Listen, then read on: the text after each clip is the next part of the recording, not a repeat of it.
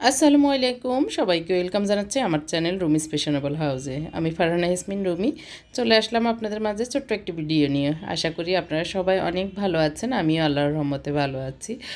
আজকে আমি দেখাবো 2 দিনের ছোট ছোট কিছু ক্লিপ দিয়ে আমার এই ভিডিওটি শেষ পর্যন্ত দেখলে হয়তো আপনাদের ভালো লাগবে। এই দিনটা হচ্ছে 6 তারিখ। 6 তারিখ আসলে হঠাৎ করেই 9টার দিকে ফোন দিয়েছে আমার যা, যে ওনারা আসতেছে বাড়ি থেকে। তো আমি আসলে ভুলে গেছি 6 তারিখে আসবে, কিন্তু আমাদের বাসায় আবার দাওয়াত ছিল।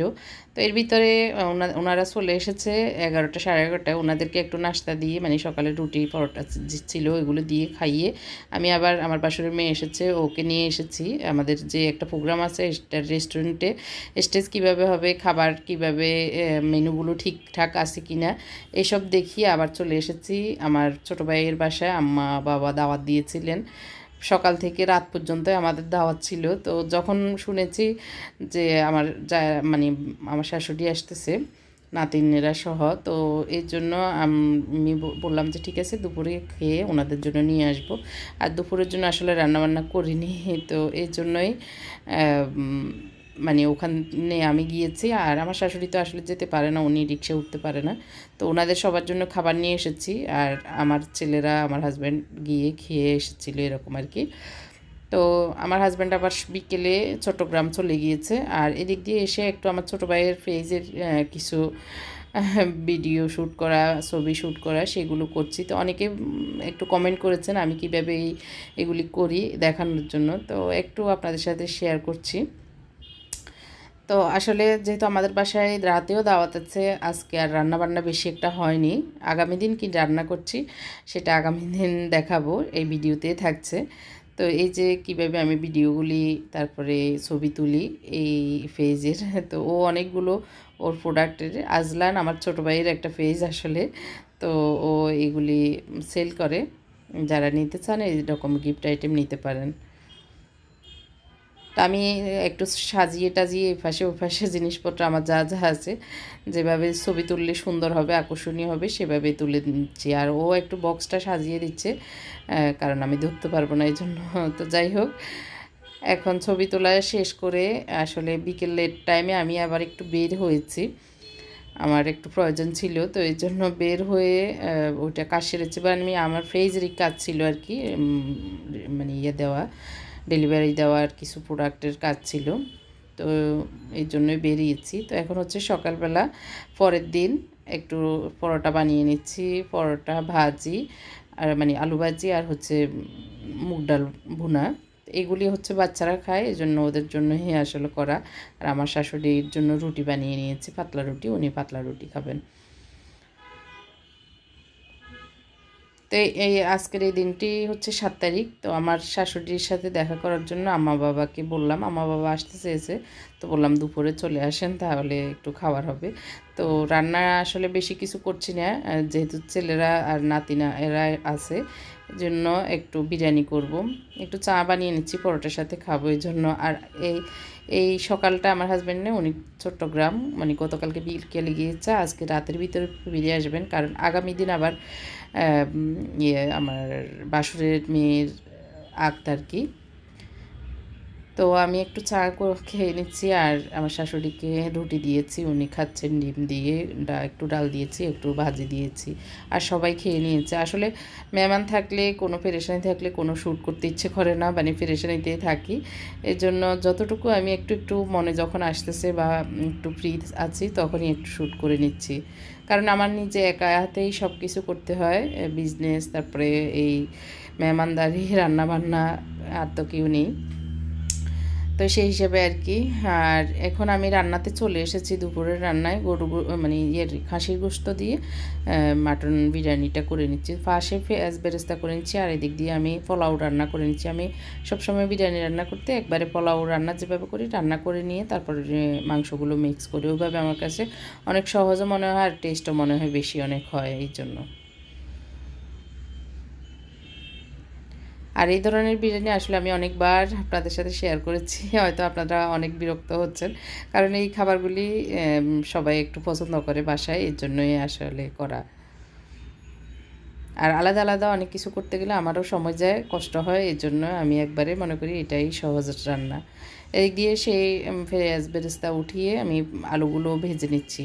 গরুর মাংসগুলো ভালো করে ধুয়ে এখন আমি প্রেশার কুকারে একবারে বসিয়ে দিব, তাহলে অনেক ঝটফট হয়ে যাবে আর 2-3 ঘন্টা রান্না করতে হবে না।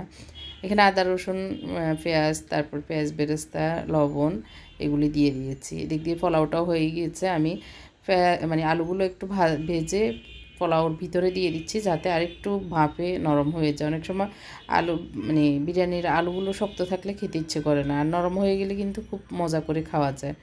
তো দেখা যাক, এখানেও যদি নরম ভালো করে না হয় আমি কিন্তু আবার গরু গোশতেও দিয়ে দিব। তো এখানে আমি বিরিয়ানির মাংস, রাঁধুনি বিরিয়ানির মাংস মশলা দিয়ে দিচ্ছি। প্রায় 1 প্যাকেটের অর্ধেক দিয়েছি। এখানে 1.5 কেজি গরু গোশত আছে, আর আমি যদিও 1.5 কেজি না 2 কেজি হবে গরু গোশত, খাসির গোশতটা। আর এই পোলাওর চাউল হচ্ছে 3.5 ফুট দিয়েছি, এর জন্যই আর কি। আর এখানে আমি একটু ভিনেগার দিয়ে দুধের সাথে, দুধ একদম ঘন ছিল সরস, দুধের সাথে একটু ভিনেগার দিয়ে মানে দই বানিয়ে দিয়েছি এভাবে। দইটা টক দই ছিল না, এই কারণে এইভাবে দিয়েছি। তো বিরিয়ানির মাংস দেওয়ার পরে আমার মনে হচ্ছে একটু জিরা ধনিয়া পাউডার দিয়ে বাসায় থাকা সেগুলি আমি 1 চামচ করে দিয়ে দিচ্ছি। তো এই তো এইভাবে নেড়েচেড়ে এখন আমি কষানো হয়ে আসলে ঢাকনা দিয়ে দিব। আর পেঁয়াজ বেরেস্তার যে তেল ছিল সেটা আমি দিয়ে দিয়েছি, আর এদিক দিয়ে দুধ জাল দিয়ে নিচ্ছি আমার শাশুড়ির জন্য। আর গরু গোশতগুলো ফিশে মানে শীষা উঠার পরে, নরম হয়ে যাওয়ার পরে আমি এখন পোলাওর সাথে মিশিয়ে নিচ্ছি। আর আলুগুলো আমি উঠিয়ে আবার গরু গোশতে দিয়ে দিয়েছিলাম। তো নরম হয়ে যাওয়ার পরে পোলাওর সাথে মিশিয়ে নিচ্ছি। পোলাওটা আমি অর্ধেক উঠিয়ে নিয়েছিলাম, আর মাঝখানে এখন গরু মানে খাসির গোশতগুলো দিয়ে দিচ্ছি, দিয়ে আবারও উপরে দিয়ে দিচ্ছি বাকিগুলো। আর নরম হয়ে গেলে বিরিয়ানিতে গোশতগুলি মজাই লাগে। একটু ঝোল ছিল, সেটা আর দিইনি, এইভাবেই মনে হচ্ছে ঠিক হবে। আর শীতকালে আসলে একটু বিরিয়ানি খেতে খারাপ লাগে না, ভালোই লাগে। গরমকালে একটু বেশি মনে হয় হার্ড মনে হয় খাবারগুলি। তো একটু পেঁয়াজ বেরেস্তা দিয়েছি, একটু চিনি দিয়েছি, আর একটু গোলাপ জল দিয়ে দিচ্ছি, আর দিয়ে দিচ্ছি একটু ঘি। জাস্ট এটুকু দিয়ে আমি ঢাকনা দিয়ে রাখবো প্রায় 20-25 মিনিট। নিচে তাওয়া দিয়ে একদম ডিমি আঁচে রেখে দিয়েছি। এখন জাস্ট মিক্স করার পালা, মিক্স করে নিচ্ছি। আর মানে গ্রানে পুরা ঘর একদম অবস্থা সিরিয়াস হয়ে আছে।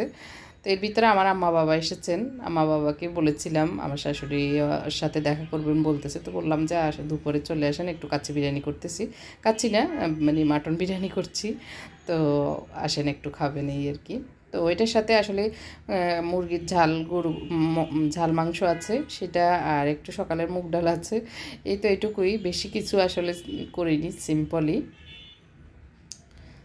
তো এখন সবাইকে বেড়ে দিচ্ছি, সবাই খেয়ে নেবে। এরপরে আসলে আমি আবারও আজকে বিকেলে একটু বের হব, পুদিনা পাতার চা করে নিয়েছি, চাটা খেয়ে বের হব।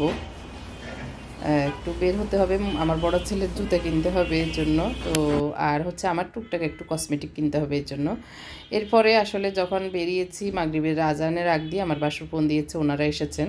তো আমার নাতিকে নিয়ে, আমার ভাগ্নির ঘরের মেয়ে ছেলে ওরা আছে এখন, বাসুরে এসেছেন, ভাগ্নি মানে আমার ননসের ছেলে ভাগিনা এসেছে। তো এইটা আর কি, ওদেরকে একটু এসে ঝটপট স্যান্ডউইচ, চিকেন এগ স্যান্ডউইচ করে দিয়েছি, আর জিলাপি এনেছিলাম, জিলাপি করে দিয়েছি তখন। তো এরপরে আমি একটু বিরিয়ানির সাথে ডিম ভুনা করে নিয়েছি এই রাতের খাবারের জন্য, সিম্পল আর কি। তারপরে সবাই পছন্দ করেছেন, এইভাবে খেতে ভালো লেগেছে বললো, এই আর কি। আগামী দিন ভালো কিছু করবে এই চিন্তা থেকে আর কিছুই করিনি। তো সবাইকে রাতের খাবার দিয়ে দিয়েছি। আসলে আজকে এইটুকুই ছিল আমার ব্লগের মূল বিষয়। জানি না আপনাদের কাছে কেমন লেগেছে, ভালো লাগলে লাইক কমেন্ট শেয়ার করতে ভুলবেন না, আর আমার জন্য দোয়া করবেন। আগামী 2-3 দিন অনেক মেহমান থাকবে, কতটুকু ভিডিও দিতে পারবো জানি না, চেষ্টা করব ভিডিও কন্টিনিউ করার। তো সবাইকে ধন্যবাদ জানাচ্ছি এতক্ষণ পর্যন্ত আমার সাথে থাকার জন্য।